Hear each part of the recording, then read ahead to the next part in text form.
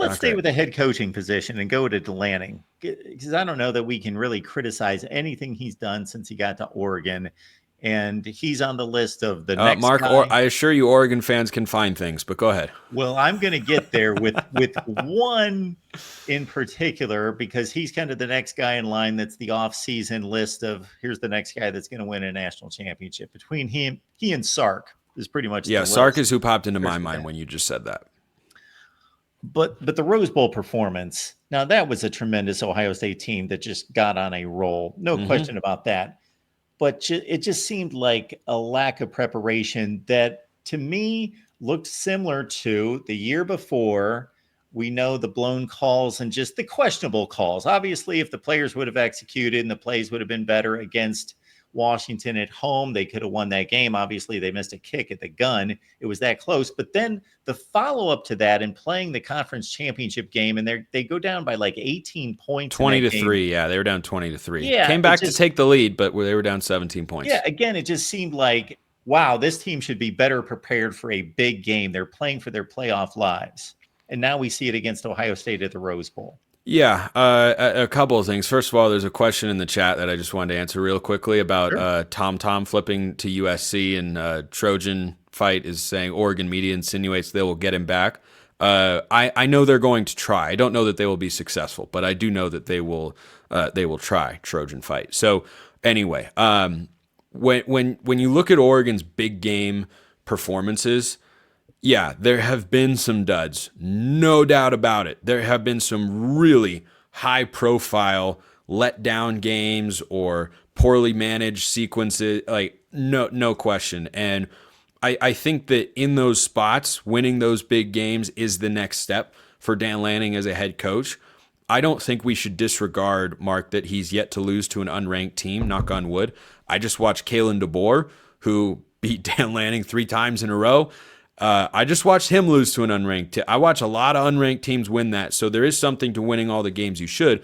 I also think that this can get slightly overblown with regards to, well, Dan Lanning hasn't won any big games. Well, does the Big Ten championship game not count? Does going to Utah in a college game day matchup, does that also not count? Like, there are arbitrary, and then you have the Ohio State game at Autzen Stadium this year. Those are probably the best wins, big game wins that Dan Lanning has had. There have been some other good ones. Those are probably the most high-profile examples. But, watching the progression of the coaching staff over the last couple of years, I think has been pretty clear. They, in their first year, the worst game, the Washington game was bad. Frankly, the Oregon State game was worse. That was an implosion. Washington was a little unlucky that Bo Nix gets hurt at the end of the game, and then, your defense not able to get a stop in a big moment, a questionable decision, go for it on 4th down. Yeah, you gave that one up. But the Oregon State game, the Beavers completed 6 passes and scored 37 points and overcame a 21-point deficit in just over a quarter. Like, that was worse. That was the game where they ran the ball like 25 times in a row. And Oregon just couldn't stop them. And I mean, it was...